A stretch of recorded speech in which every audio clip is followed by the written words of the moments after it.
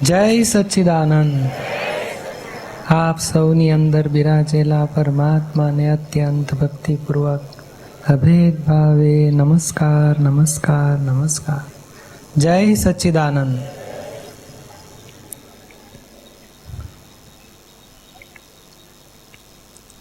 આજે આપણે ખાસ સબ્જેક્ટ રાખ્યો છે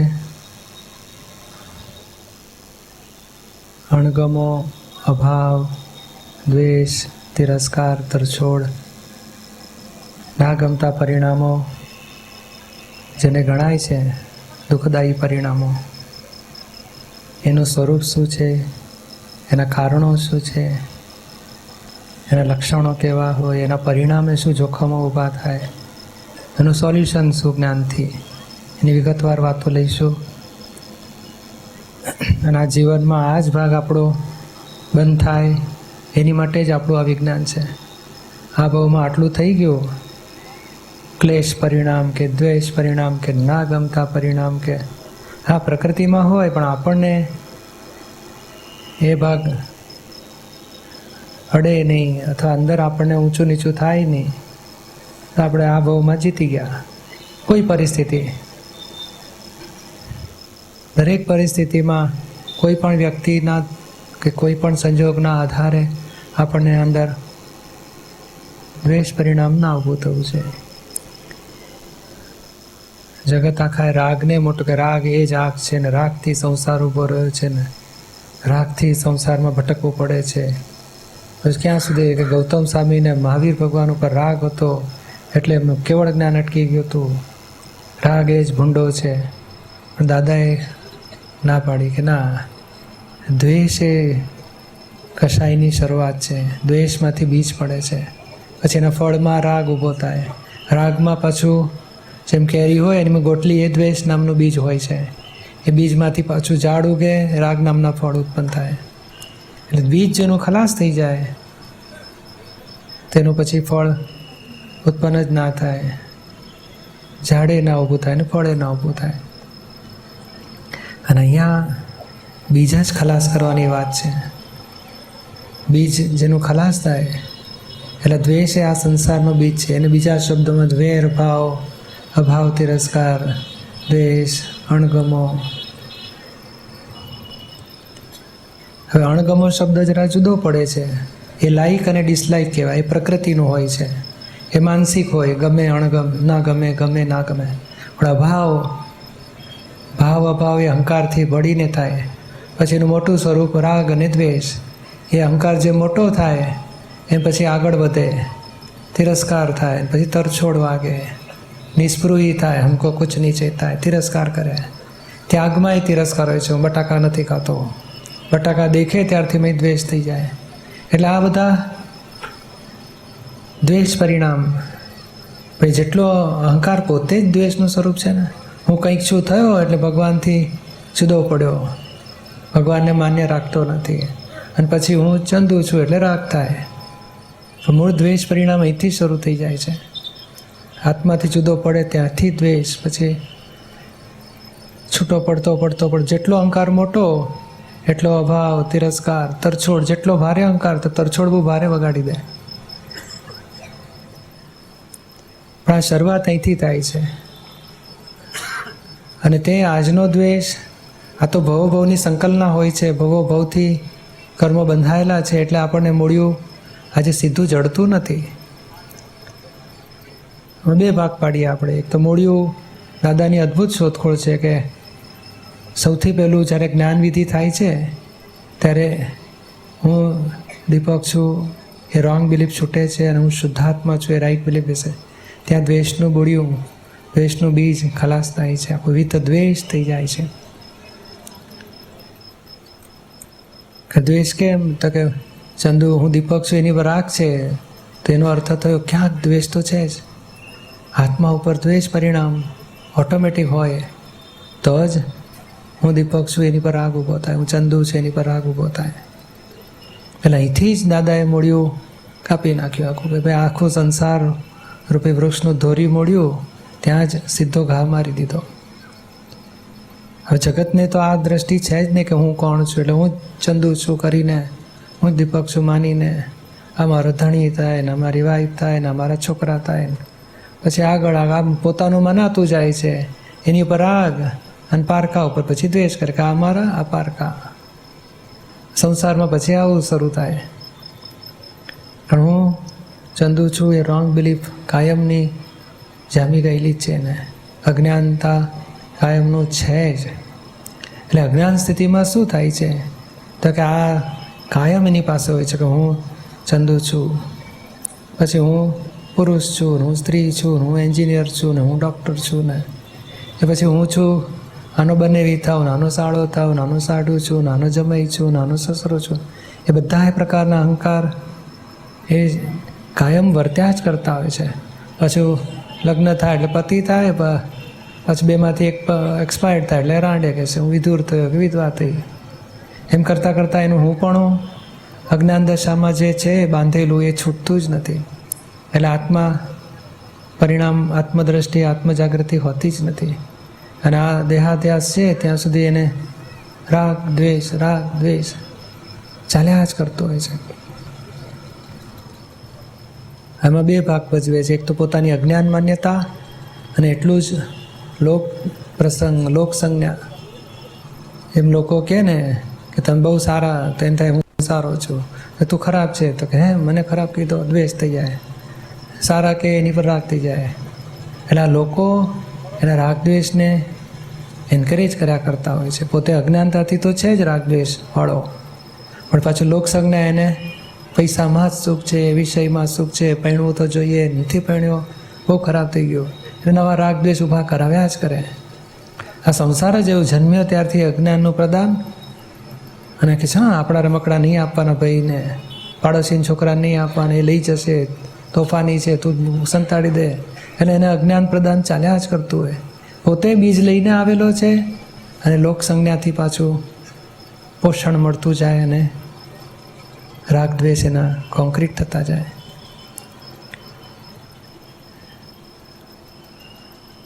સાંભળ્યું હોય પોલીસવાળા નક્કામાં છે, બહુ જોખમ, એની સાથે લફરામાં પડવું જ નહીં, બા ઉપાધિ કરાવે, તો એક જાતનો દ્વેષ ચાલુ થઈ જ ગયો હોય.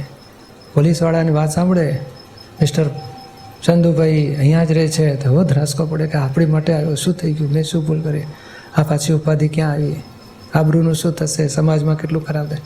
એટલે અભાવ દ્વેષ થયા જ કરે. કેમ તો પેલું ના ગમતા, એટલે પૂર્વભવે આવું જ્ઞાન સાંભળ્યું હોય કે આ ખરાબ કહેવાય, આ ખોટું કહેવાય, આ સંબંધ ના રખાય, તો એ જ્ઞાન આજે એને દ્વેષ કરાવે, અભાવ તિરસ્કાર કરાવે. અને ખરેખર જો કંઈક થયું કુટુંબમાં, પૈસાની બાબતમાં, ભાઈઓમાં કે હસબન્ડ વાઈફના ઝઘડામાં, કોર્ટ કચેરી, તો એવો ફફડાટ થયા કરે કે અમારે કોર્ટમાં જવાનું, બહુ ઉપાધિ, ગમે જ નહીં, પણ શું કરે, પરસેવો ભય લાગ્યા કરે કે આજે પાછું કોર્ટમાં તારીખ પડી છે, જવું પડશે, એટલો ભય લાગે. એટલે આ દ્વેષમાંથી શું થાય તો કે તિરસ્કાર વધતો જાય. જેનો તિરસ્કાર થાય એનો પછી ભય લાગ્યા કરે. એટલે આવ્યું દ્વેષ. હવે ત્યાં જ જો સોલ્યુશન ગોઠવે કે ના ભાઈ હવે જે હિસાબ છે પૂરો કરવો છે, આ પોલીસવાળા કંઈ ખરાબ હોતા નથી, મારી ભૂલને લઈને દંડ આવ્યો. જેમ રેડ લાઇટ ક્રોસ કરો તો પોલીસવાળો પાછળ પડે, અને નહીં તો પોલીસવાળા કંઈ મનુષ્યને દખલ કરતા નથી હોતા. હે તમે ગાડીઓ ચલાવો, આવો જાઓ, કાયદા પ્રમાણે રહો, તો પોલીસવાળા કંઈ દખલ કરનારા નથી. પણ આપણો અભિપ્રાય બેસી ગયો કે આ નકામા છે ને આ દુઃખી કરે ને આ ઉપાધિ કહેવાય, એટલે પછી એની માટે દ્વેષ થયા જ કરે.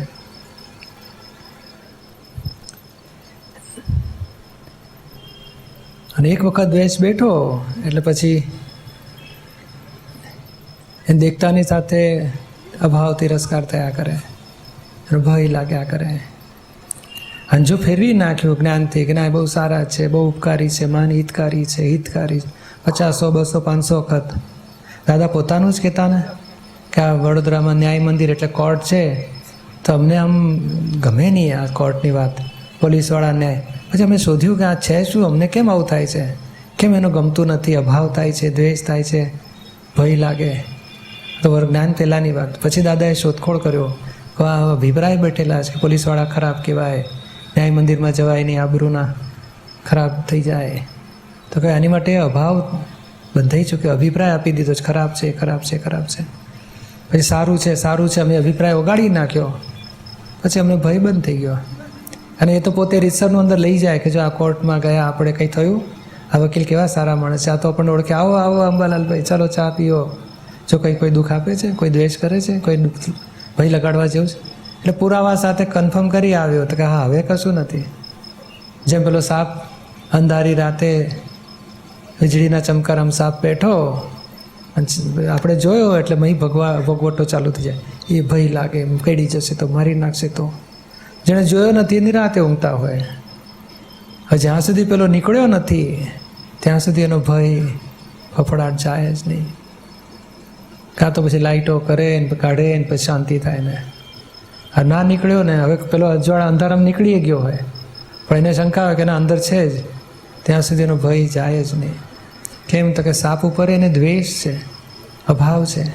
એ સાપ કઈડી નાખે, મારી નાખે, મારું જીવન ખલાસ થઈ જાય, મારું ઘર છૂટી જાય, મારું શું થશે, કેટલો બહુ ત્રાસ થાય, વેદના થાય ઝેરની. એટલે નથી ગમતો માટે એની પર દ્વેષ છે, એનો પછી ભય લાગ્યા જ કરે. હા, ત્યાં બીજો ઉપાય તત્વદ્રષ્ટિ છે ને એ શુદ્ધાત્મા છે ને હું શુદ્ધા, અને પૂતગલનો હિસાબ વ્યવસ્થિતને તાબે છે. એવા આત્મિક જ્ઞાનથી કે તત્વજ્ઞાનથી સમાધાન રહે, નિર્ભય રહેવાય.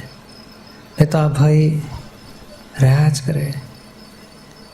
એ બિગિનિંગ ક્યાંથી થાય છે તો કે આ જ ગયા ભાવમાં અભિપ્રાય આપ્યો એટલે આજની પ્રકૃતિ એવી બંધાઈ ગઈ એને ગમો અણગમો ઊભો થાય, લાઈક ડિસલાઈક, અને એ સ્વાભાવિક હોય જ.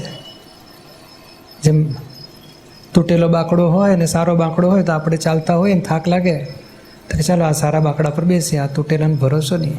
એટલે સારા ઉપર લાઈક હોય જ. અજ્ઞાન દશામાં અહંકાર ભળે છે કે મને જ ગમ્યું છે એટલે હું પસંદ કરું છું, એટલે એને સારા ઉપર રાગ, આ સારું છે એવો અભિપ્રાય બેસી જાય છે. એટલે આ ખરાબ છે એવું થઈ જ જાય ને ખરાબ ઉપર ધીમે ધીમે ડિસલાઇક હોય. આ ડિસલાઇકમાં એટલે વિકર્ષણ કહેવાય, આ લાઇક એટલે આકર્ષણ કહેવાય. એમાં પોતે ભળેલો જ રહે છે અજ્ઞાન દશામાં. એટલે આકર્ષણમાં ભળે એટલે રાગ ઊભો થયો, વિકર્ષણમાં ભળે એટલે દ્વેષ ઊભો થયો. આ ડિસલાઇક છે એમાં પોતે ભળે છે એટલે દ્વેષ, આ લાઇક છે એટલે ભળે છે એટલે રાગ. એને જ ભાવ કહેવાય છે રાગને, અને દ્વેષ અભાવ કહેવાય છે. એટલે અહીંથી બિગિનિંગ થાય છે. ગમો અણગમા ઉપરથી અણગમા, ડિસલાઇક, અણગમો એ પૌદ્ગલિક માનસિક સ્થિતિ છે, પૌદ્ગલિક ક્રિયા છે. અને એની પરથી પછી પોતે બુદ્ધિથી ગોઠવે આ સારું છે આ ખરાબ છે. અને સારા ઉપર પછી એક મનાયું એટલે એને ઓપોઝિટ પર ખરાબ મનાય, ત્યાંથી પછી દ્વેષ થતો જાય. કંદમૂળ ના ખાવા જોઈએ, બહુ ખરાબ થયું એટલે કંદમૂળ પર પછી દ્વેષ થયા કરે કે બટાકા ખોટું છે. અને જો કોઈ ભૂલમાં પીરસ્યા તો એની પર તિરસ્કાર કરે, ભાન નથી પડતું, ભાન ખાવતો નથી, હર બાધા છે, એટલે દ્વેષ થઈ જાય. એટલે આ દ્વેષ અણગમામાંથી દ્વેષ થતો હોય, દ્વેષમાંથી પછી વધીને તિરસ્કાર ઊભો થાય. જેમ અહંકાર મોટો થયો એટલે પછી તિરસ્કાર. જેમ હું કંઈક છું, હોશિયાર છું એટલે પછી આ બધું છે, સમજતો નથી, એની પર તિરસ્કાર થયા કરે. હોશિયાર, હું કંઈક વિશેષ છું એટલે આ બધા નકામા લાગે, છાસ બાકરા જેવા. અને કહેશે મારું આટલું કામ કરવાનું, તું મને કામ સોંપે તારા ઠેકાણા તું બેટા બહાર કંઈ બીજા મારી પાસે નહીં આવવાનું. એટલે અહંકાર જે મોટો થયો એટલે નાના માણસોનો તિરસ્કાર કર્યા જ કરે. અને કોઈને દુઃખ આપ્યું ને એ જીવ જોડે વેર બંધાય. અને તિરસ્કાર કર્યો એટલે તો મોટું વેર બંધાયો. અને જો કોઈક માથાનો પરેલો હોય ને તો હું તને જોઈ લઈશ, છોડીશ નહીં. અને એનાથી પણ અહંકાર જેટલો મોટો થાય ને તો તરછોડ મારે. તિરસ્કાર એટલે શું કે તરછોડની સામે તિરસ્કાર માઇલ્ડ છે અને અણગમાની સામે તિરસ્કાર બહુ મોટું છે. અને એનાથી પણ ભયંકર ઉગ્ર સ્વરૂપ હોય તો તિરસ્કારનો. જે આપણા મધરને કહે ને તને કઢી બનાવતા આવડતી જ નથી, તને રસોઈ જ બનાવતા આવડતી નથી, મને ભાવતું જ નથી, તને ખબર નહીં તને કેમ નથી, તે ત્યાં સુધી બોલ્યા તો એ તિરસ્કાર કર્યો કહેવાય. અને તરછોડ એના અહંકારને એવો ઘા મારી દે, ખબર નહીં તારા બાપ કેવા છે, તારી મા કેવી છે ને તું કેવી છે ને, તો એ ભાઈ એવો તરછોડ વાગે તો આખી જિંદગી ના ભૂલાય. મધરને કહીએ ને તમે આવા છો તેવા છો, ત્યાં સુધી ના ગમતું તો બોલી નાખે દ્વેષથી, એ તિરસ્કાર કહેવાય છે. અને પછી તમારા બાપની વહુ થાવ કે સર, અરે એટલું માને ઘા વાગી જાય, આખી જિંદગી એ ઘારું જાય, તરછોડ વાગી ગઈ. એટલે આ તરછોડ એટલો મોટો ભારે દોષ થઈ જાય છે. કોઈ વ્યક્તિ આ નહીં, આ મોટો બોસ હોય તો નોકરને તરછોડ મારી દે, હસબન્ડ થયો ધણીપણાનો અહંકાર ભારે હોય તો વાઈફને તરછોડ મારી દે. તરછોડ વાગી માણસને. આ પોલીસવાળા જેવા હોય ને તો માણસોને તરછોડ મારી દે. હવે એ તરછોડમાં પેલો વેર બાંધી દે. શબ્દ એવા વાંકા બોલાઈ જાય, અહંકારી શબ્દ, સામાન તરછોડ વાગે. દાદા કહે છે કે આ તરછોડ એ માણસને નથી વાગતી, એને ભગવાનને પહોંચે છે. ભલે દારૂ પીધેલો શેઠ હોય, પછી લવારા કરતો હોય, પણ મૂળ શેઠ તો ખરો જ ને. ભલે દારૂની અસરમાં કહે છે હું મેનેજર છું ને હું પ્રેસિડન્ટ છું ને, ખરેખર તો શેઠ જ છે. એવા અજ્ઞાન દશાનો ભગવાન, એ અજ્ઞાન દશામાં અહંકાર ઊભો થઈ ગયો છે, અને અહંકારને તરછોડ વાગે છે. એટલે એ છેવટે મૂળ સ્વરૂપે તો ભગવાન જ છે, એટલે ભગવાનને તરછોડ વાગે છે. અને અજ્ઞાન દશામાં છે એટલે અહંકારથી એવું વેર બાંધે, આખા ભવ નહીં, ભવો હજારો ભવ સુધી ના છોડીએ. પાર્શનાથ ભગવાનથી વાગી હતી ને એની આબરૂના કમટની એટલે પકડાઈ ગયો ગોટાળામાં, વ્યભિચારમાં. તો ઉઘાડું કર્યું કે જો મારી વાઈફ સાથે આવું કર્યું, એને સજા કરાવડાવી. તો એને તરછોડ એવી વાગી કે 10 અવતાર સુધી વેર છોડ્યું નહીં, અને મારી નાખવા જેવું દુઃખ આપ્યું. મારી નાખ્યા જ કેટલાય અવતારમાં તો. અને પોતે જ્યારે સમતામાં રહ્યા અને પોતાનું વિતરાગતામાં રહ્યા ત્યારે મોક્ષ થયો.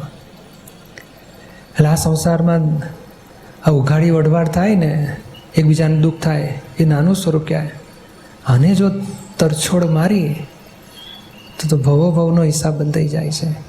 એવું મોટું વેર બંધાય, મોટું એ જીવ આપણી સાથે એટલો મોટો ભેદ પડી જાય વ્યક્તિ સાથે, સંબંધ જ કપાઈ જાય. મોઢું ન જોવા ના માગે, વાત કરવા ના માગે, વ્યવહાર કરવા ના માગે. આ તો આપણું અવક્રમ વિજ્ઞાન છે. આ પ્રતિક્રમણનો રસ્તો બતાડ્યો દાદાએ. ખૂબ પ્રતિક્રમણ કરતા અને કોઈક વખત રૂબરૂ ભેગા થાય ને, તમે મારી ભૂલ ચૂક થઈ ગઈ, માફી માગું છું, મારો સ્વભાવ જ બહુ આકરો, મારો ભાન ના રહ્યો, હું અક્કલ વગરનો મૂર્ખ માણસ નકામું છું, તમને તો બહુ દુઃખ આપી દઉં છું, એમ તેમ કરીને પોતાની જાતને વગો કરીને જે હું હોશિયાર છું એમ કરીને જે તરછોડ માગી હતી, હું નબળો છું ને હું નકામો છું ને આવડત વગરનો છું ને મારી કચાશ છે, નબળી છે, એમ કરતાં પોતાની જાતને વગોવીને પગે લાગીને માફી માગ કરે તો પેલા દિલના ઘા રૂજાય, વેરમાંથી છૂટાય. દાદા પોતાનો જ કહે છે કે અમે ભવો નામને સંબંધો બધા ખ્યાલમાં છે કે આ તરછોડ મારી કેવા પરિણામો આવે છે. સેટ થઈને નોકરને તરછોડ મારે ને, અરે 1 જ કલાક જેમ તેમ બોલ્યા હોય ને, આખો ભવ બીજો એ બોસ જેવો થાય, આપણે નોકર જેવા થઈને આપણને કચોડ. એને એમ દુઃખ થાય કે મારાથી કેમ આવું દુઃખ અપાઈ જાય છે. આપણને થાય કે આ મને શું કામ આટલો ત્રાસ આપે છે. ગયા ભવના વેર પરિણામ, તિરસ્કારથી કે તરછોડથી વેર બંધાયો, આખો ભવ દુઃખ આપે.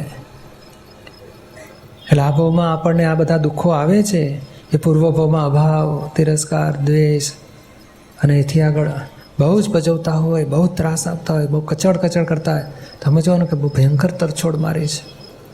એ કચડ કરે ને આપણે એને પ્રેમ જ રાખ્યા કરવાનું, વહાલ જ દેખાડ્યા કરવાનું કે ના તારો દોષ નથી, મારો હિસાબ છે.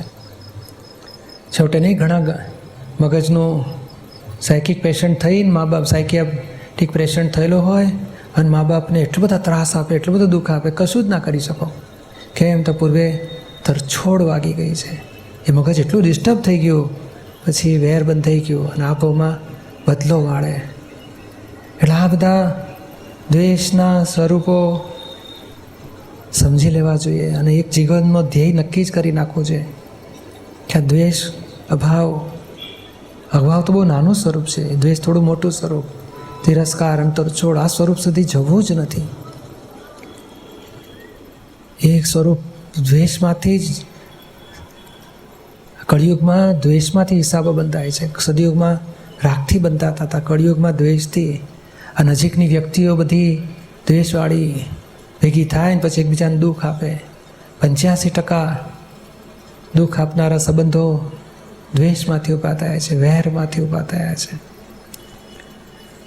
એટલે જેને છૂટવું હોય તો અહીંથી શરૂઆત કરે. જેનો સહવાસ ગમતો જ ના હોય, જેની હાજરી ગમતી જ ના હોય, જેને દેખતાની સાથે એમ પેટમાં તેલ રેડાય, દ્વેષ થાય, અભાવ થાય, ભય લાગ્યા કરે, તે સમજી જવું કે આ પૂર્વનો ચીકણો હિસાબ. અને એની માટે કેટલા બધા નેગેટિવ અભિપ્રાય પડ્યા હોય. હવે શું કરવું? તો હવે પોઝિટિવ ને આફ્ટરઓલ સારા છે. સૌથી મોટું પોઝિટિવ તો શું સમજવું કે જો આ દુઃખ ના પડત ને તો ધર્મમાં વળત નહીં, મોક્ષ માર્ગે વળત નહીં, મોક્ષના ધ્યેય નક્કી થાત જ નહીં. માટે મહાન ઉપકારી છે, મહાન હિતકારી છે. અને આ દુઃખ આપે છે, તમારો પૂર્વનો હિસાબ પૂરો થાય છે. 5 લાખનું દેવું હોય ને 25,000 લઈ ગયો, 50,000 લઈ ગયો તો આપણે ખુશ થાય કે ચાલો એટલું દેવું પૂરું થયું. એવા દ્વેષ પરિણામમાં દેવું પૂરું થાય છે. સમાધાન મેળવ કરીને અંદર ખાને મહાન ઉપકારી છે, મહાન ઉપકારી છે, બહુ સારા માણસ છે, બહુ ભલા છે. પોઝિટિવ શોધીને રહ્યા કરવાનો અને આત્મદૃષ્ટિ જ રાખવાની. જો શુદ્ધાત્મા જોઈશું તો પછી દ્વેષ પરિણામ ઓગળ્યા જ કરશે. અને જેને દુઃખ આપે છે તે હું નહીં, હું શુદ્ધાત્મા છું. દુઃખ તો આપે તુંય નથી. આ પાટિયાને હિસાબ પૂરા કરે તુંય શુદ્ધાત્મા છે. જેટલું આત્મદ્રષ્ટિ રહેશે તો આ અભાવ તિરસ્કાર ઓગળ્યા કરશે. અને તો આ કળિયુગી વાતાવરણમાંથી છુટકારો થશે. એટલે આપણી પાસે આ મોટો વૈજ્ઞાનિક ઉપાય છે. પ્રતિક્રમણ, નિર્દોષ જોવાની દ્રષ્ટિ, અને એક પણ ભાવ બગડે એને તપ કરો કે ના ગમતામાંથી જ જાગૃતિ રાખવાની છે. ના ગમતા પછી દ્વેષ થઈ જાય ને, અભાવ થઈ જાય ને, તિરસ્કાર થઈ જાય ને, એ બધા આગળના સ્ટેજે પહોંચતા પહેલાં જ ના ગમતા પરિણામને જ ભોગવે તેની ભૂલ. ત્યાંથી જ પાછા ફરો કે ના ગમતું પરિણામ થયું ત્યાં જ છૂટા પડી જઈએ, ત્યાં જ પ્રતિક્રમણો કરીએ, પ્રત્યાખ્યાનો કરીએ તો ઓટોમેટિક ના ગમતા પરિણામ ઓગળી જશે. વ્યક્તિ સાથે આપણને નોર્માલિટી રહેશે. ખરેખર વ્યક્તિઓ ના ગમતી હોતી નથી. આપણો અભિપ્રાય ના ગમતો બતાડે છે કે આ નકામો છે, આ જૂઠો છે, એની સાથે સંબંધ ના રખાય. એટલે આપણા અભિપ્રાયથી વ્યક્તિઓ પ્રત્યે અભાવ જાગે છે. નહીં કે વ્યક્તિઓ અભાવ કરી શકે. આ ખરાબ હોતું જ નથી, સારું હોતું નથી ને ખરાબ હોતું નથી. આ પરમાણુની અસરો છે અને એની પરથી આપણે પાછા બાંધી લઈએ છીએ અભિપ્રાયો. અને પછી આપણા અભિપ્રાય આપણને વધારે નડે છે. વ્યક્તિઓ નડવા કરતાં આપણા અભિપ્રાયો નડે છે. અને આપણું વિજ્ઞાન આખું આપણા અભિપ્રાયને ચોખ્ખા કરતા જવાનું. અને સામાના માટે જેટલા ભાવો બગડ્યા હોય બધાને ચોખ્ખા કરતા જવાનું. તો જ આ જગતથી છૂટાય એવું છે. દ્વેષ પરિણામ, અભાવ પરિણામ, અણગમાવાળા બધા પરિણામોના રોજ પ્રતિક્રમણ કરતા જઈને ચોખ્ખા કર્યા કરવા જેવું છે. જેટલું રાગ તો એની મેળે પછી ઓગળ્યા કરશે. હા, રાગમાંથી બીજો હોય છે કારણ કે રાગમાંથી અપેક્ષા જન્મતી હોય છે, પોઝિટિવનેસ હોય, એક્સપેક્ટેશન્સ હોય, અને અપેક્ષા પૂરી ના થાય એટલે પાછો દ્વેષ જન્મે છે. પણ આપણે એક જ ધ્યેય રાખ્યો હોય કે ના, દ્વેષ પરિણામને જ્ઞાને કરીને ચોખ્ખા કરવા છે. ગમે તેવું ઊંધામાં ઊંધું કરે, મારે, ખાવા ના આપે, કકળાટ કરે, આપણે ભાવ બગડવા દેવો નથી, દ્વેષ થવા દેવો નથી. જેટલો અંદર દ્વેષ ના થયો તો ધીમે ધીમે આપણે ફાઇલમાંથી છૂટી જઈશું, હિસાબમાંથી છૂટી જઈશું. એટલે આખો આ વૈજ્ઞાનિક રસ્તો છે દાદાનો કે જેમ તેમ કરીને અહીં સુધારો, દ્વેષ પરિણામ ના થવા દો. અને દાદા કહે છે ને કે અમને અમારામાંથી શું ગયું તો કે ક્લેશ પરિણામ જતું રહ્યું. પોતાને ક્લેશ ના થાય એવું વિજ્ઞાન પ્રગટ થયું. અને કોઈ પણ પરિસ્થિતિ પોતાને કલુષિત કરી ના શકે એવી સમજણ ઊભી થઈ ગઈ. અને અમે મુક્ત પુરુષ થયા, મુક્ત થયા કે છે. અને આપણને એ જ રસ્તો બતાડે છે. કોઈ પણ આખું વિજ્ઞાન, આપણી 5 આજ્ઞા, ગમે તેવું આડું અવડું બન્યું તો આપણને સમાધાન થાય એવું, સોલ્યુશન થાય એવું આપણી પાસે આ વૈજ્ઞાનિક સમજણ છે 5 આજ્ઞા રૂપી. અને દાદાની બધી જ વાણીમાંથી એ સોલ્યુશન આપણને મળ્યા કરે છે કે ના, એની માટે ભાવ બગડવા ના દઈએ, સેવા કરતી વખતે ભાવ ના બગડવા દઈએ. હસબન્ડ વાઈફમાં બેવની પ્રકૃતિ જુદી, પ્રકૃતિને ગમે ત્યાં સુધી રાગ થાય, ના ગમે તો દ્વેષ થવા માંડે, અભાવ થવા માંડે. ત્યાં પ્રતિકોણ પ્રત્યાખ્યાન કરીને સુધાર કરો. સાસુઓમાંય જ્ઞાન સાંભળ્યું હોય કે સાસુઓ બધી બહુ જબરી હોય ને વાકણ જેવી આખી જિંદગી આમ કામ કરાવે દુઃખ આવે, એટલે મહી પછી નેગેટિવ ચાલુ થઈ જાય. પહેણ્યા પહેલાંથી ચાલુ થઈ ગયો કેવી હશે ને કેવી હશે ને. અને પછી ઘરે આવતાની સાથે કંઈક પેલું ઊંધા અભિપ્રાયથી જોયું હોય એટલે ઊંધી દેખાતી થાય ને પછી ભેદ પડતા જાય. અભાવ તિરસ્કાર, ધણી ઉપર રાગ, સાસુ ઉપર દ્વેષ, અને સંસારનો ઝાડ પછી મોટું થતું જાય, વડવૈયો મોટી થતી જાય. દરેક પરિસ્થિતિમાં અહીંયા જ જાગ્રત રહેવું છે. દ્વેષ પરિણામ, અભાવ, અભિપ્રાયો નાને કરીને ચોખ્ખા કરો, નિર્દોષ જુઓ. અને આ દોષ એ દ્વેષ જ કહેવાય છે એક જાતનો. દોષિત જોયા કરો, નેગેટિવ જોયા કરો, એ જ દ્વેષ પરિણામ. એના પ્રતિકોણ કરતા ગયા, જેમ જેમ આપણા પ્રતિકોણથી નિર્દોષ જોતા ગયા, વિત દ્વેષ થઈ ગયા, દ્વેષ રહિત પરિણામ થયા, એટલે આ સંસારથી છૂટ્યા. બીજ ખલાસ થઈ ગયો, પછી ફળ ભોગવીને ખલાસ થઈ જશે એટલે આપણે છૂટી ગયા. એટલે આપણે આ દ્રષ્ટિ આજે આ સત્સંગ પકડીને આપણા જીવનમાં ક્યાં ક્યાં કોની પ્રત્યે દ્વેષ થાય છે, અભાવ થાય છે. પ્રાકૃતિક અભાવ હોય પણ આપણને એમાં સહમતિ ના આવવું જાય. મન બતાડે કે આ નકામો છે, તો આપણે કે ના બહુ સારા માણસ છે, એમ કરીને આપણા મનને વાળી લેવું છે. કારણ મન એ ગયા ભાવનું પરિણામ છે. ગયા ભાવમાં અભિપ્રાય આપ્યા તો આજનું મન ઊભું થયું, અને મન અભાવ અણગમો દેખાડ્યા જ કરે. ગમોય દેખાડે, આ કેટલી સરસ વેધર છે, મજા આવી ગઈ, આ કેટલું ખરાબ થઈ ગયું, બગડી ગયું, નુકસાન થઈ ગયું, એટલે અણગમો ઊભો કરે. પણ અણગમો અને ગમાની પાછળ આપણે જાગૃત રહેવું છે. બે જ પાંદડે આ દોષને ઉખેડી નાખ્યો તો ચોખ્ખા થઈ જઈશું, સેફ સાઈડ થઈ જશે. અને જો ભાન રહ્યું નહીં પછી એ વધતું જાય છે. અણગમામાંથી પછી અભાવ થયા કરે, અભાવમાંથી પછી દ્વેષ દ્વેષ દ્વેષ, દેખતાની સાથે તિરસ્કાર ઊભો થાય. પછી બે રિએક્શન આવે કે આ ડિપ્રેશનમાં જાય, પોતે એગ્રેસિવ હોય તો સામાન તોડી પાડે, સામાન કચડીને ભૂખો બોલાવી નાખે. બે રીતે વેર તો બંધાય જ છે. અને સંસાર પછી જે સંસારમાંથી આપણે છૂટવું છે ત્યાં જ ગુચ્છો વધી ગુચાયેલું પછી ઉકેલતા નાખી દમ આવી જાય. પણ બિગિનિંગમાં જ ચોખ્ખું કર્યું તો છુટકારો થતો જાય.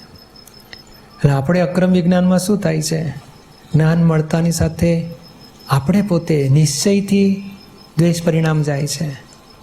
અને એથી આગળ આત્માની જાગૃતિ શરૂ થાય તો વ્યવહારમાં દ્વેષ પરિણામ આપણા જતા રહે છે. પછી ફાઇલ એકમાં રહે દ્વેષ પરિણામ, અભાવ, અણગમો. એ પ્રાકૃતિક અણગમો ગમો, લાઈક ડિસલાઈક પ્રકૃતિમાં રહે છે, પોતાને જતું રહે છે. હા, પ્રકૃતિમાં ના ગમતું દ્વેષ ઊભો થાય તો પોતે જુદો રહે છે, એટલે પોતે નિશ્ચયથી વ્યવહારથી દ્વેષ પરિણામ જાય છે. અને આખો સંસારનું બીજ જ્ઞાનવિધિમાં ખલાસ થાય છે. એક મોટી દાદાની અજાયબ સિદ્ધિ છે, એવી શોધખોળ આપી. પોતાની પાસે તો આખું વિજ્ઞાન જ છે, પણ તોય બિગિનિંગ ક્યાંથી થાય સંસારની, અને કેવી રીતે ચોખ્ખું કરવું, જ્ઞાનવિધિમાં એ શરૂ થાય છે. હું ચંદુ છું એ રોંગ બિલીફ છૂટે છે, હું શુદ્ધાત્મા છું એ રાઈટ બિલીફ બેસે. ત્યાં જ દ્વેષ પરિણામ ખલાસ થઈ જાય છે. નિશ્ચય જ્યાંથી બિગિનિંગ હતું, જીવતું રોગ કોઝિસ થતા હતા, એ ભાગ આખો બંધ થઈ ગયો. હવે પ્રકૃતિના દ્વેષ પરિણામ રહે છે, એની માટે 5 ભાગને આપે. કોઈ પજવતું હોય તો વ્યવસ્થિત છે, ફાઇલ છે, સંભાવે નિકાલ કરો, એ શુદ્ધાત્મા જુદો, ભરેલો માલ જુદો. એટલે હવે પ્રાકૃતિક દ્વેષ પરિણામ છે, જેને ડિસ્ચાર્જ પરિણામ કહેવાય છે. અણગમો, અરતિ, ડિસલાઇક, એને જ્ઞાને કરીને ચોખ્ખા કરો. 5 આજ્ઞા અદ્ભુત જ્ઞાન છે. નિર્દોષ દ્રષ્ટિ, નિર્દોષના પુરાવા, નિચદોષ દર્શનથી નિર્દોષ. એટલે એનાથી ચોખ્ખું થતું ડિસ્ચાર્જમાં પણ દ્વેષ બંધ થઈ ગયું. એ પહેલાં સ્ટેજની કમાણી થઈ ગઈ કે ભાઈ આ અવિત દ્વેષ પરિણામ આપણને થયું હોય, પ્રકૃતિમાંય થઈ ગયું. પછી આ રાગ પરિણામ માટે બહુ જોખમ નથી, એ જાતે જ ઓગળીને ફળ આપીને ખલાસ થઈ જનારા છે. એટલે આ દ્વેષ, એટલે આપણે સ્ટેપિંગ શું થાય છે, પેલા વિત દ્વેષ થઈએ છીએ. વિત દ્વેષ થઈને પછી ધીમે ધીમે પ્રશસ્ત રાગ એક બાજુ ઊભો થાય, એક બાજુ ફાઇલોના સંભાવે નિકાલ કરતા જઈએ, અંતર તપ રહે, અને એક બાજુ પ્રશસ્ત રાગ આત્મા માટે, આત્માના જાગૃતિના નિમિત્તો પ્રત્યે, સત્સંગ પ્રત્યે, જ્ઞાની દાદા ભગવાન પ્રત્યે એ રાગ એને પ્રશસ્ત રાગ કહેવાય. એટલે આ બાજુનો રાગ વધતો જાય, સંસારનો રાગ ઉખડતો જાય. અને તોય સંસારમાં ના ગમતા તો કે ફાઇલોના સંભાવે નિકાલ કરીએ છીએ. એ સંભાવે નિકાલ કરતાં કરતાં કરતાં ધીમે ધીમે ધીમે જેમ જેમ પહેલાં દ્વિતદ્વેષ તો થઈ ગયા છે, હવે ફાઇલોના સંભાવે નિકાલ થતા જાય. 10% થયું તો 10% વિતરાગ થયા. જે ફાઇલ પછી ગમે તેવી પરિસ્થિતિમાં આપણને અસર ના થતી એવી સ્થિતિ પ્રાપ્ત થઈ ગઈ એટલે એનાથી સંપૂર્ણ જીતી ગયા. અને જ્યાં અસર થાય છે એટલી કચાશ છે, એ કચાશ પૂરી થશે પછી અસર નહીં થાય એટલે આપણી અંશે વિતરાગતા થઈ. એમ કરતાં કરતાં બધી ફાઇલોમાં પણ કાંઈ અસર ના થાય એ સંપૂર્ણ વિતરાગ. એટલે ત્યાં સુધી આપણો આ પ્રશસ્ત રાગ વધતો જશે, સંસારનો રાગ છૂટતો જશે અને ફાઇલોના સંભાવે નિકાલ કરતાં કરતાં સ્ટેપિંગથી આગળ છેવટે વિતરાગ થઈશું. અને વિતરાગ થયો એટલે પ્રેમ સ્વરૂપ થયો કહેવાય. પછી કરુણા ઊભી થાય, કરુણતા ઊભી થાય. એ બધા સ્ટેશનો પછી આવે છે. જ્યારે ક્રમિક માર્ગમાં કેવું હોય છે, એ લોકો વૈરાગ્યમાં આવે શરૂઆતમાં કે ના પેલા સંસારના જ મોહમાં હતા એમાંથી પાછા પડે કે ના સંસાર તો દગો છે ને બહુ જોખમ છે ને ભટકવાનું સાચું સુખ તો આત્મામાં છે. એ સંતો મંતો પાસે સાંભળે ત્યાંથી વૈરાગ એટલે એકલો રાગ હતો એમાંથી 2 થયા. સંસાર પર રાગ અને આત્મા માટે રાગ શરૂ થયો, દ્વૈરાગ કહેવાય. એ પછી વૈરાગ કહે છે ભાઈ મને ભાવતું નથી એટલે વૈરાગ આવી ગયો એવું બધું કહે. પણ આ આત્મા ઉપર રાગ શરૂ થયો પણ આત્મા મળ્યો નથી. એમ જેમ જેમ આત્મા ઉપરનો રાગ વધતો જાય ત્યારે પછી એને સમજાય કે આખો સંગ છે, ઉપેક્ષા રાખે, તિરસ્કાર ના કરે, અભાવ ના કરે, દ્વેષ ના કરે, ઉપેક્ષા રાખે. મારા હિતનું નથી. જેમ આપણે અહીંથી અમદાવાદ જવું હોય તો પછી ભાઈ જામનગર ને કચ્છ ને બધું તક ને મારે હવે આ દિશામાં જ જવું છે એવું આત્મા તરફ જવાની ભાવના થાય. એટલે સંસારમાં પછી જ્યાં જ્યાં મોહ કરાવે એને ના ગમે. પણ સાચી સમજણ એનું નામ કહેવાય. પેલું શરૂઆતમાં તો તિરસ્કાર કરતો હોય છે બુદ્ધિથી, અહંકારથી, મારે જોઈએ જ નહીં, છીટ નિષ્પૃત થતો જાય, તિરસ્કાર કરે, ત્યાગ કરે, અભાવ દેખાડે. પણ હાર્ટીલી સ્વભાવ કેવો છે કે ના મારે જરૂર નથી. એટલે ઉપેક્ષા. એટલે ક્રમિક માર્ગમાં એ રિવાજ છે, આખો રીત બતાડી છે એ લોકોએ કે ઉપેક્ષા રાખો. તમારે જે નથી ગમતું, કુસંગ હોય, વ્યસન હોય, વ્યભિચાર હોય, દુરાચાર હોય, એ સંબંધે ઉપેક્ષા રાખો પણ તિરસ્કાર ના કરશો, દ્વેષ ના કરશો. હા હિતકારી નથી, કંઈ ફાયદો થવાનો નથી. એમ કરીને આત્માની આરાધના તરફ જાઓ, ધર્મની આરાધના તરફ જાઓ. લોકો ધર્મ ના કરતા હોય તેની પર દ્વેષ ના કરશો. દ્વેષ કર્યો તો પછી તિરસ્કાર ઊભો થશે ને પછી મોક્ષ માર્ગે પ્રગતિ ના થાય. ત્યાંય ક્રમિક માર્ગમાં ઉપેક્ષા છે કે ના મારે લેવા દેવા રાખવી નથી, એને જે કરવું એ તે કરે, મારે તો આ દિશામાં જ જવું છે. અને એ દિશામાં આગળ વધતા વધતા વધતા આત્મા જાણવાની તમન્ના જાગે.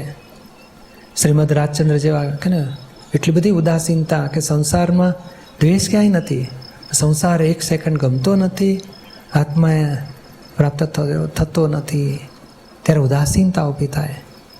અને આત્મા સાક્ષાત્કાર થાય એટલે એને વિતરાગતા થઈ જાય. એટલે ક્રમિક માર્ગમાં પણ આખો રસ્તો છે પણ બહુ લાંબો ધોરી માર્ગ.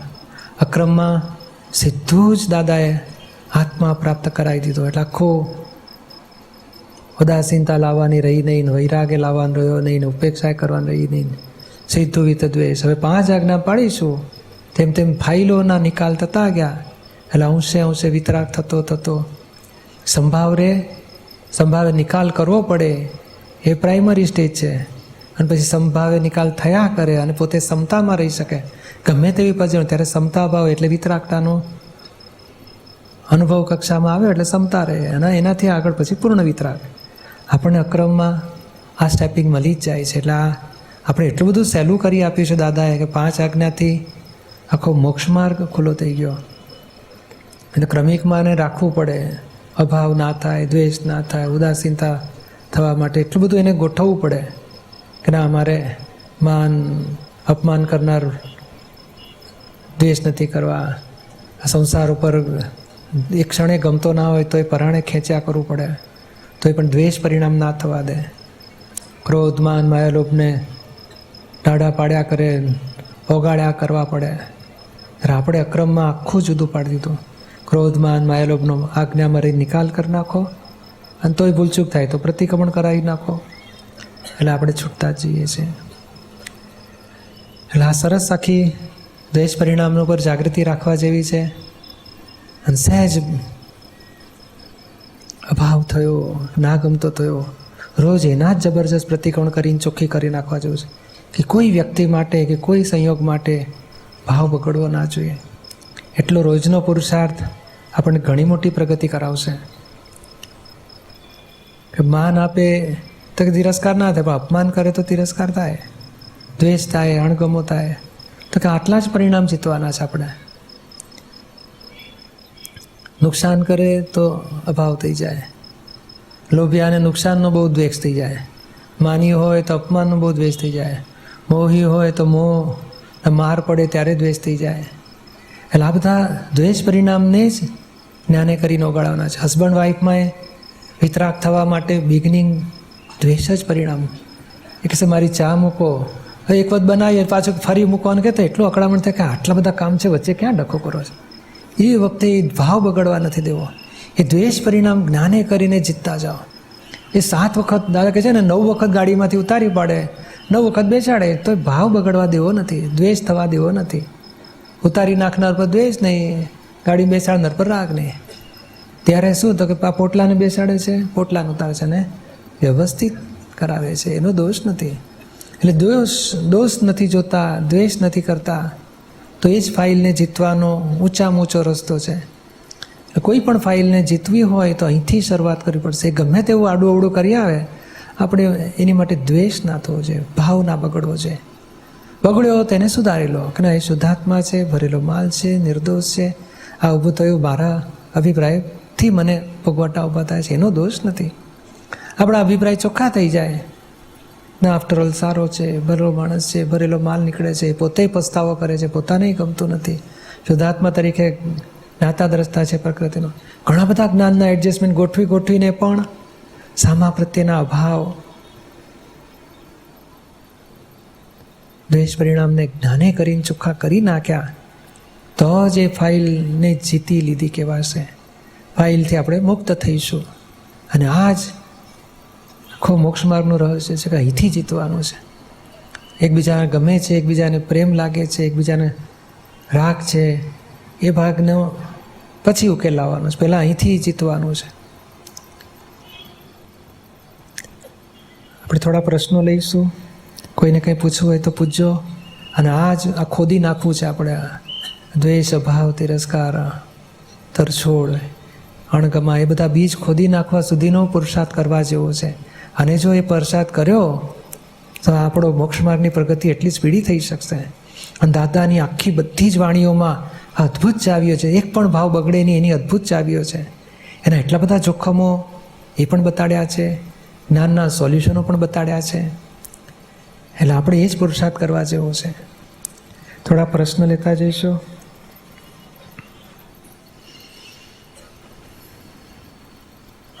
મંજુબેન, અમદાવાદ. એમ કે જ્ઞાની સપનામાં પ્રોમિસ દે મોટું કે પ્રત્યક્ષ દે મોટું? તમને કયું મળ્યું છે? મને નિરૂમાએ સપનામાં બસ એ સૌથી મોટું અને હા ભાગ્યશાળી મળ્યું તે. અને જ્ઞાની નું ભલે પ્રોમિસ પ્રત્યેક દઈને ગયા હોય અને પછી હાજરી ન હોય તો પ્રોમિસ તો સાચું જ પડે ને. હા, પણ તમારે શેનું પ્રોમિસ જોઈએ છે? આ સમાધિ મરણનું. તો પછી એ પ્રોમિસ મળી ગયું એટલે મળ્યું. અને નહીં માગો ને તોય મળવાનું છે. આમ તો ચેક વટાવશો નહીં તોય મળવાનું છે સમાધિ મરણ. આ બધા સમાધિ મરણ થાય તો આપણને નહીં થાય? એટલે 5 આજ્ઞામાં નથી રહેવાતું એટલે બીક. એ તો એની માટે શક્તિ માગો ને, એ 5 આજ્ઞામાં રહેવા એવી શક્તિ આપો. અને તમારો ભાવ શું છે? એમ કે નથી રહેવાતું એ ભાગ ધક્કો છે કર્મોનો. તમારો ભાવ શું છે? રહેવું છે. બસ દાડામાં 25 વખત યાદ આવવું જોઈએ મારે 5 આજ્ઞામાં રહેવું છે, આ પ્રકૃતિના ધક્કાથી નથી રહેવાતું. હે દાદા ભગવાન 5 આજ્ઞામાં જ રહેવું છે, આજ્ઞામાં રહેવાની શક્તિ આપો. તો તમે 5 આજ્ઞામાં રહેવાનો ભાવ તમારો પાસ થઈ ગયો. પણ મને અહીંયા અડાલ જ આવવાનું તમારું સત્સંગ બિલકુલ ગમતું નથી, એટલું આમ ભાવ હતો ને એકદમ ખતમ થઈ ગયો. શું આ તમારા ઉપર જે ભાવ આવતો હતો ને ખલાસ થઈ ગયો, આવતું જ નતું, પરાણે આવીશું એકદમ. વાંધો નહીં, પણ નિરૂમા ઉપર તો ભાવ છે ને, નિરૂમા ઉપર ઓછું થઈ તો ગયું, દાદા ઉપર તો છે ને, બધા ઉપર ઓછું એમ. તો સંસાર ઉપર તો છે ને ભાવ, ના ને એમાંય નથી તો ગમતું, મોક્ષે જવા ઉપર તો છે ને, કશું જ નથી સમાધિ ગમતું. મરણ ઉપર તો છે ને. હા, ઈ છે. બસ તો એકને પકડ્યું ને એટલે બધું આવી ગયું. સમાધિ મરણ જોઈએ તો સમાધિ મરણ આપનાર જ્ઞાન છે, તો જ્ઞાન ઉપર છે, જ્ઞાન ઉપર જ્ઞાની પાસેથી છે, જ્ઞાની ઉપર છે. પણ મને એવી આશીર્વાદ આપો કે એટલે આ બધું છે ને, સત્સંગમાં જો ગમે. એક વસ્તુ સમજી લેજો કે આ મનની અવસ્થાઓ છે, મને ભાવ આવે છે, મને અભાવ આવે છે, એ બધી અવસ્થાઓ મનની છે. તમે જાણો છો કે આ મંજુનું મન આવું છે, તમે શું કામ એમાં ભળો છો? તમે છેટારીને જુઓ ને કે આ ભરેલો માલ કચરો છે. એ ભળાય જ ગઈકાલ સુધી લાડવા ભાવતા હતા અને આજે કે છે મને લાડવા ઉપર તિરસ્કાર થાય છે. તે તમારું નથી, એ ભરેલો માલ છે. માલને જુદો રાખો. પણ સત્સંગમાં બાપુ એમ કે મમ્મી તમે સત્સંગમાં મને લઈ ગયા ને તમે નીકળી ગયા, કે આવું કેવું તમારું? એ તમારે ભરેલો માલ છે એવું સમજવું, અને શરણવિધિ તો અડી જ નથી શકતી. ગામ એનો એ ભરેલો માલ સમજવો. અને દાદા પાસે શક્તિ માગવીશું, પરાણે પરાણે કભાવે કરતી જાય, દોષ જોતી જાય કે હું આ શરણવિધિ કરવાનું દીધું છે દાદાએ. એટલે એ બધું એ બધો કચરો છે ને એવું સમજવું કે આ તૂટેલા કાચમાંથી જોઈએ ને તો વાંકું ચૂકું દેખાય. આપણે લાગે આવું હોલ વાંકો ચૂકો કેમ હશે? તો કે ના, કાચ તૂટેલો છે આપણે ચશ્માનો.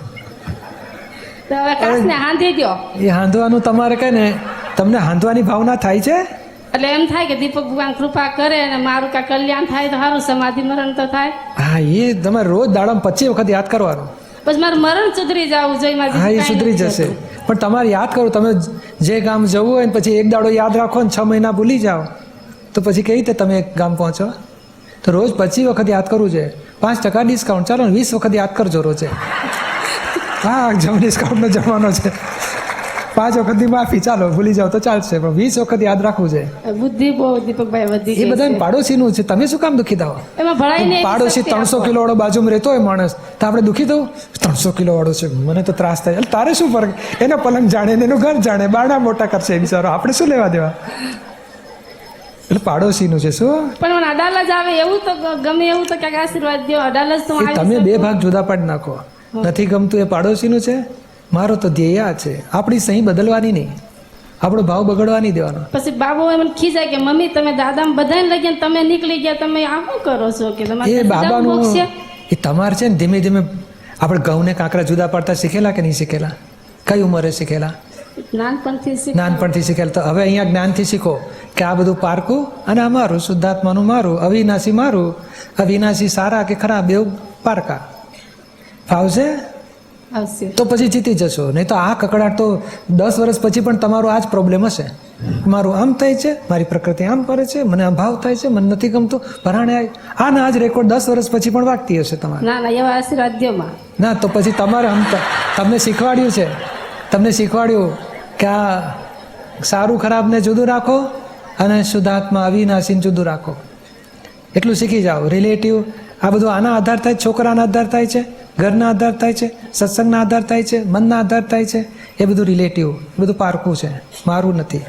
અને શુદ્ધાત્માના આધાર થાય, હું શુદ્ધ આત્મા છું એટલું મારું. આટલું જુદું પાડતા આવડી જાય તો તમે જીતી જશો. અને મને જ્ઞાન મનીષાબેન. ઉપર ભાવ આવે એવો તો આશીર્વાદ દો. હા, એટલે તો આયા છો ને સત્સંગમાં. આવે જ છે તમને. પ્રકૃતિમાં કચરો છે પણ મને તો બહુ આવે છે એવું બોલવું આપણે, શું? તો જીતી જશો. અકબરી હર્ષા, શું કહેવું છે? જય સચ્ચિદાનંદ. જય સચ્ચિદાનંદ. આત્મા એટલે શું? એમ કે એનું દર્શન થઈ શકે કે અનુભવી શકાય, પછી આત્મજ્ઞાન, આત્મદર્શન, આત્મ સાક્ષાત્કાર, આમાં કંઈ ભેદ? આમ તો જોઈએ ને, આત્મદર્શન અને આત્મ સાક્ષાત્કાર એક જ વસ્તુ છે.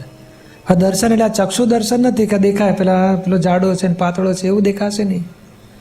દર્શન શબ્દ લાગુ પડે છે મિથ્યા દર્શન, એટલે વિનાશીમાં હું પણ વર્તે છે અને મિથ્યા દર્શન કહેવાય છે કે હું જ હર્ષા છું ને આમની વાઈફ થાવ ને આમની દીકરી થવું. આત્મા કોઈની દીકરી હશે ખરો? એટલે આત્માની વ્યાખ્યા એમ સ્પષ્ટ, આત્મ આત્મા એટલે સાક્ષાત્કાર. સેલ્ફ, એટલે હું છું, અસ્તિત્વ હું છું, એનું આમ જ આત્મા. એટલું એટલે આપણે છીએ ખરા, પણ શું છીએ? અસ્તિત્વનું ભાન તો છે જ જીવ માત્રને કે હું છું, પણ હું શું છું એ ભાન નથી. અને પછી માનીએ છીએ કે હું હર્ષા છું, એટલે આરોપિત ભાવ થઈ ગયો છે. આરોપિત ભાવ, વસ્તુત્વનું ભાન નથી. અસ્તિત્વ તો જીવ માત્ર છે. હું છું, જેમ ગાંધીજીની આત્મકથા એવું કહે છે ને તે ગાંધીજી આત્માની કથા લખે છે કે પોતાનો અનુભવ લખ્યા છે, પોતે શું અનુભવીએ. એટલે પોતે જે વર્તે છે ને એ આત્મા શબ્દ વ્યવહારમાં વપરાય છે. આપણે મૂળ આત્મા સુધી જવું છે કે હું ખરેખર છું કોણ, અને હું ખરેખર જે છું એવું અનુભવવું, એનામાં આત્મ સાક્ષાત્કાર. અને આપણે ખરેખર શાશ્વત છીએ. નથી કહેતા ગયા ભાવમાં કેવા કર્મ બાંધ્યા હશે તો મને દુઃખ પડે છે. તો ગયા ભાવમાં હતા આપણે, તો જ આ ભાવમાં એ આવ્યા છીએ. માટે આપણે કાયમના છીએ. એ કાયમના છીએ આપણને બોલીએ છીએ ખરા, પણ અનુભવાતું નથી. એ ક્યારે અનુભવાય? તો હું ખરેખર આત્મા છું એવો સાક્ષાત્કાર થાય, એ દર્શનમાં આવે, એ સમજણમાં આવે. ત્યારથી પછી ધીમે ધીમે અનુભવમાં આવતું થાય કે હો, આ બધું જેને થાય છે એ બધું દેને જ થાય છે, હું તો જુદો છું, કાયમનો છું. એટલે હું છું એ ભાન, એને જ આત્મા, હું ખરેખર શું છું એ ભાન થયું, ત્યારથી આત્મદર્શન થયું કહેવાય. એટલે એ અને આત્મા- અનુભવવું એને આત્મજ્ઞાન થયું કહેવાય.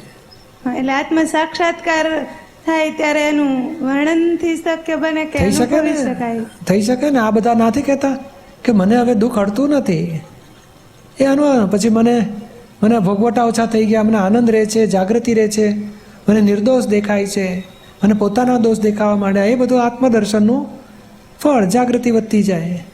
સમજાય ને? પણ આત્મદર્શન એટલે એવું નહીં કે આમ પ્રકાશ દેખાયો અને પછી આનંદના ફુવારા ઉડવા માંડ્યા, એ બધી કલ્પિત વાતો છે. હા, એટલે એવું બધું સાંભળ્યું હોય કે આવું હા. આવી રીતનું થતું હોય તો ખરેખર શું છે આત્મ સાક્ષાત્કાર થાય એટલે ત્યારે એનું વર્ણનથી કોઈ શબ્દોથી વર્ણન શક્ય બને ખરું એટલે એમ. જાગૃતિ વધે છે ને, પોતાના દોષ જોવાની જાગૃતિ ખુલ્લી થઈ જાય છે અને સામો નિર્દોષ દેખાતો થાય. આટલું એક થર્મોમીટર લઈને ચાલો. એટલે એક નહીં, વખત- આપણી બુદ્ધિ અત્યારે લોકોના દોષ કેટલી બતાડતી હશે? બીજાના દોષ દેખાય કે ના દેખાય આપણને? એટલે એમ ને એમ એક વખત આમ એ આત્મ શું છે એ આત્મ એટલે આત્મ સાક્ષાત્કાર થવાથી રોંગ બિલીફો છૂટી જાય કે હું હર્ષા છું, આમની વાઈફ થાવ, આમની દીકરી છું, હું આવી છું, હું તેવી છું. એ બધી રોંગ માન્યતા છે. અને હું ખરેખર કોણ છું? હું શુદ્ધ આત્મા છું, અનંત જ્ઞાનવાળો છું, અનંત દર્શનવાળો છું, અનંત સુખનું ધામ, અનંત શક્તિવાળો, અવ્યાભાત સ્વરૂપ છું, અવિનાશી છે, એવું ભાન થાય. ભાન પ્રતીતિ બેસે, સમજણ બદલાય. આપણી ઊંધી સમજણ, વિનાશીની સમજણ છૂટે, અવિનાશીની સમજણ શરૂ થાય. એ નામ આત્મ સાક્ષાત્કાર થયો કહેવાય. માંદા પડે ને તો હું માંદી પડી એવું ના થાય. હર્ષા માંદી પડી, હું તો શુદ્ધ આત્મા છું એવું રહે એને, તો આત્મ સાક્ષાત્કાર થયો કહેવાય. અસર દેહાધ્યાસની અસરો ના થાય. કંઈ ગજવું કાપી લે, કંઈ પર્સ ખોવાઈ ગયું, કંઈ છોકરો દુઃખી થઈ ગયો તો મહી આ કાળજે દુઃખ ના અડે. સમજાય કે હો આ બધી શરીરને અસર થાય છે, મને અડતું નથી. અંદર મમતા, મોહ, રાગ, દ્વેષ બધું ઓછું થઈને ખલાસ થઈ જાય. એ અજ્ઞાનતાથી હું હર્ષા છું મનાય છે. નહીં, તમે ખરેખર હર્ષાબેન છો કે તમારું નામ હર્ષાબેન છે? તો નામ જ છે. તો તમે પોતે કોણ? આપણે એ જ આત્મા એ જ ને. હા, એનામાં જ આત્મ સાક્ષાત્કાર. એ ભાન થવું, એનામાં આત્મ સાક્ષાત્કાર. એ ભાન નથી થયું. અત્યારે તો હર્ષાબેન જવા દો ને, ભાઈ જબરી છે ને પોતાનું ધાર્યું જ કરે છે ને ડખાબો કરે છે. એવું કાને સાંભળીએ એટલે દુઃખ થાય કે ના થાય? એવું કાંઈ નહીં એમ કેમ. એવું ના થાય, પણ થાય ખરું. એટલે અરે આમ તો બાબો રડતો આવે ને તોય થાય, એ આપણો બાબો રડે, જો શું થયું એને, હા, આમ ધ્રાસકો પડે ના પડે? તો બાબાની માં થઈ કે ના થઈ? એ તો એ થયું પણ એમ કે હા, અરે ધણી રડતો આવતો હોય ને તોય થાય, તમને શું થયું, કેમ રડો છો? હા, મારો ધણી દુઃખી થઈ ગયો, એકદમ ધ્રાસકો પડે અંદર. તો આમ તમે હર્ષા નથી, કોઈ અપમાન કરે તો ના અડે, પણ ધણી દુઃખ થાય તો અડે. એટલે એવું કાંઈ થાય જ નહીં ત્યારે આત્મદર્શન થયું કહેવાય. અને એવું ધર્ષા ને બધું જ થાય. તમે જુદા પડી જાઓ અંદરથી, તમે ને હર્ષા એક થઈ ગયા છે, છૂટા પડો, એનામાં આત્મદર્શન. એટલે એક વખત આ આત્મ સાક્ષાત્કાર થાય એવી અમારા ઉપર એમ કૃપા કરો એમ. હા, એ અહીંયા જ્ઞાનવિધિ રાખી છે ને, હા, ત્યારે એ દ્રષ્ટિ તમને મળી જશે, જાગૃતિ શરૂ થઈ જશે. આવજો જ્ઞાન લેવા માટે. હા, જય સચિદાન. દિનેશભાઈ જોશી, રાજપરા, ચોટીલા છે કે દિનેશભાઈ? શું પૂછો છો? સમાધિમાં શું ઘટના ઘટે છે તે પ્રશ્ન પૂછો છે. કઈ સમાધિ? જે ભીતરની સમાધિ, જ્ઞાનવાળી કે અજ્ઞાનવાળી? જ્ઞાન માટે. હવે આમાં બે જાતની સમાધિ હોય છે, એક કરવી પડે અને એક વર્ત્યા કરે. હા. તમારે કરવી પડે છે કે વર્તે છે તમને? ને ભીતરમાં જે ધ્યાનની મળી હા, એટલે પછી બેસવું પડે ને ધ્યાનમાં. હા બેસવું પડે. હા, એ કરવી પડે કહેવાય. એટલે જેમ પંખા ખાવા પડે ને, હા હા, તો કે હા ઠંડક થઈ, હા પછી થોડી વાર પછી હાથ દુખવા આવે, એને આમ કરવી પડે સમાધિ કહેવાય, એને હેન્ડલ સમાધિ. અને બીજી એક સમાધિ હોય છે ખાતા પીતા હાલતા ચાલતા આધિ વ્યાધિ ઉપાધિમાંય વર્ત્યા કરે સમાધિ.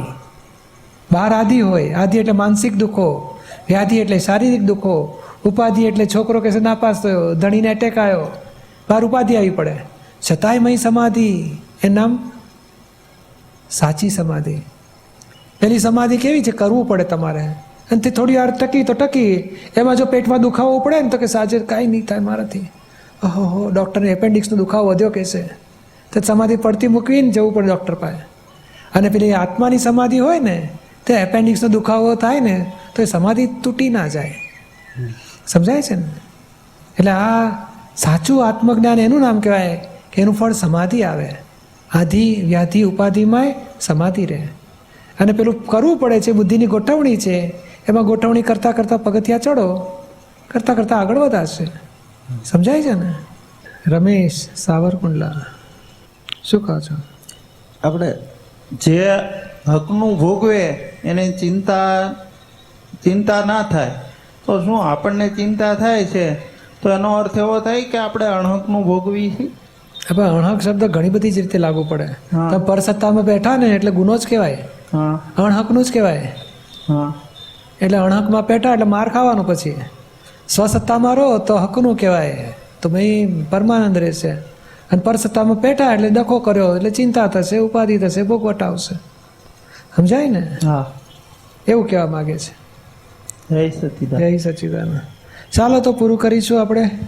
કાલનો સબ્જેક્ટ છે શું છે? સવારે